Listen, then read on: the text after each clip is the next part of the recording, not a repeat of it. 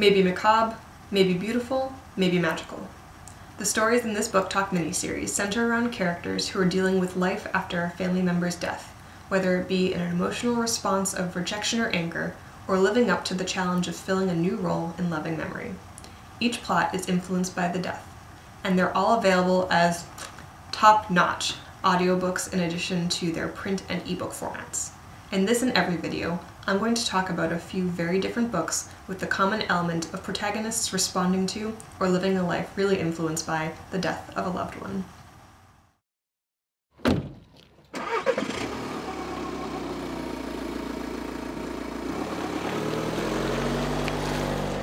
Sadie's going on a road trip to hunt down her sister's killer.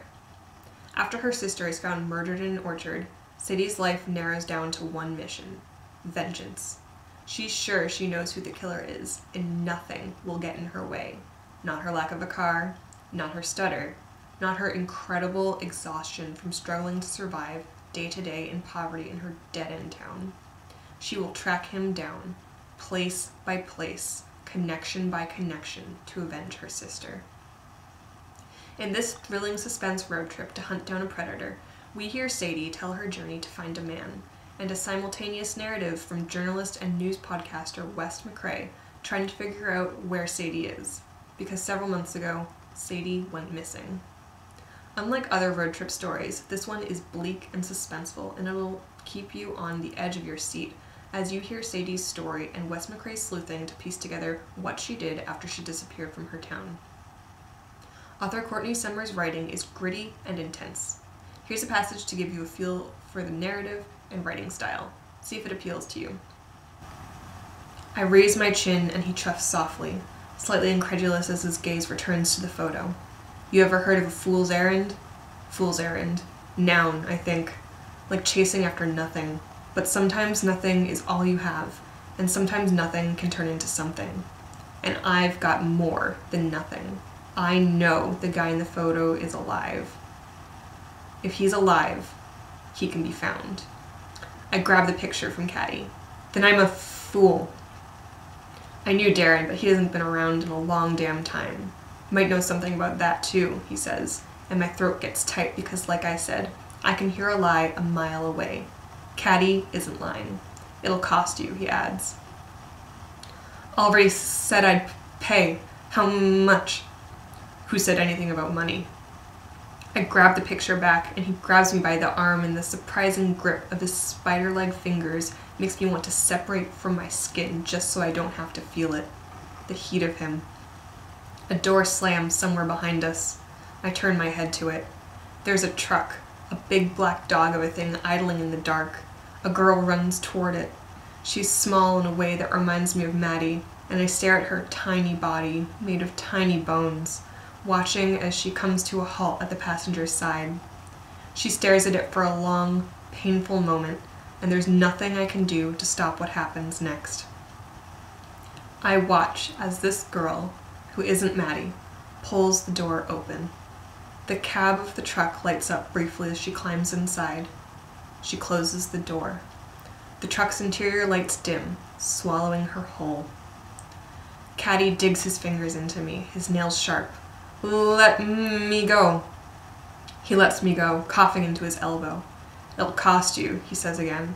He tilts his head to the side, his eyes drifting over me, and then, a little more tentatively than he did the last time, he puts his hand on my arm and walks me farther into the darkness. He brings himself closer to me, fumbling for his belt buckle, whispering the kinds of nothings in my ear that can't even pretend to be sweet. His breath is sour. I look into his eyes, and his eyes are red. But I won't make you listen to me read this book more, because Sadie is available as an incredibly well-acted, full-cast audiobook production with sound effects. Sometimes it feels like listening to the track of a movie, but you don't need the video. If you listen to this book, you won't be at all surprised it won both the Odyssey and Audie Awards for audiobooks. I really loved this book for its emotional intensity, the thrilling pursuit and chase for the killer and for Sadie's really full, well-developed character. I came out of this book knowing Sadie like a close friend. This book is 8 hours long, or a little over 300 pages. but believe me when I say it's a quick read because you won't be able to put it down. Sadie is going to hunt down her sister's killer if it's the last thing she does. Read Sadie by Courtney Summers to find out what happens to the killer and to her.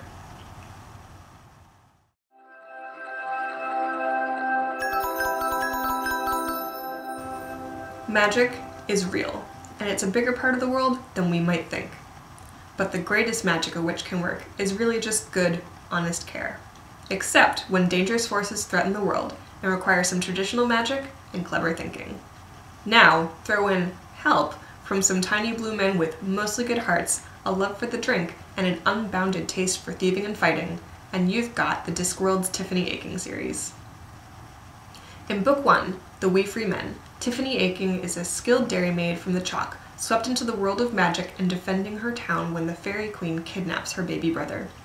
The Nakmak Feegle, tiny blue men with amazing strength and who love to fight and steal, give Tiffany a helping hand to traverse the fairy's perilous world of deception and dreams to rescue her brother.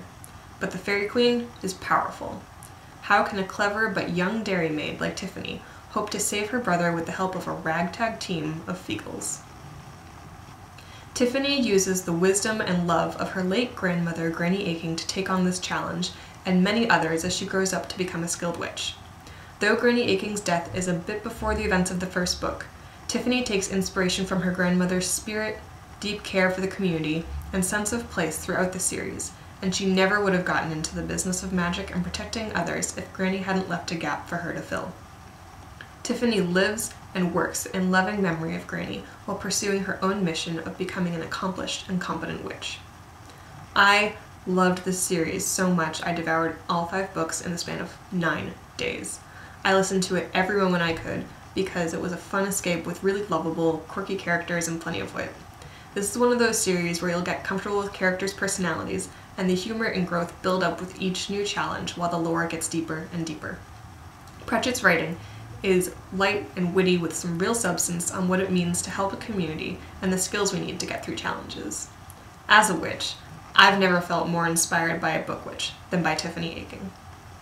If you thought the Good Omens TV series was funny, wait until you read Terry Pratchett's books. Pratchett co-wrote the book Good Omens was based on, and a lot of the humor style of that story came from him. And if you enjoyed Douglas Adams' Hitchhiker's Guide book's silly humor and sense of adventure and absurdity, you'll probably like this fantasy series. This first book in Tiffany Aching is a bit young, but the series grows in maturity as it progresses, like the Harry Potter books. I hope you'll take the time to enjoy Terry Pratchett's Tiffany Aching series with its hilarious characters, unique villains, and heartwarming, thoughtful messages. The first book in the series, The Wee Free Men, is about 300 pages or 7 hours of wonderfully performed audiobook by Stephen Briggs. Thanks for watching this episode of my BookTalk mini-series, What They Did After the Death. I hope you'll join me next time for more great media.